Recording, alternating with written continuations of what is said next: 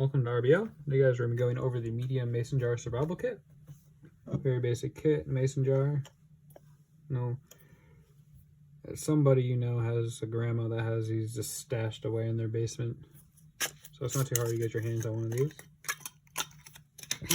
They're a great kit. It's a glass bottle. Here we have a harvesting or foraging bag, or something that all this stuff can go inside of, so you can reuse this container. Right on top, we have a water-activated towelette. We have our tea light, either warmth or light. We have our keychained Acme signal whistle or emergency whistle. We have a packet of vitamin C and also a packet of instant coffee. For fire starting, we have a ferro magnesium rod.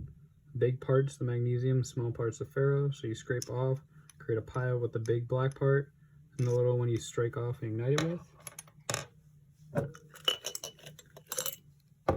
For cutting, we have our Swiss Army knife, we have our small blade, we have our large blade, as well as a can opener and bottle opener, and a screwdriver.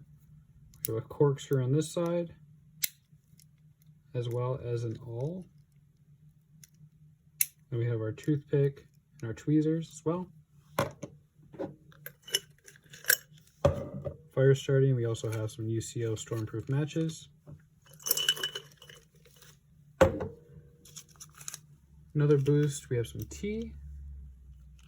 Here's our water purification bag, or water bag, my bad. Here's a water purification tablet with some duct tape wrapped around it. We also have a Bic lighter, or mini Bic lighter, for starting fires. We have a nice thick roll of duct tape for either gear repair, first aid, trail marking, fire starting, anything really. Navigation, we have a nice little button compass. And we also throw in a little light here.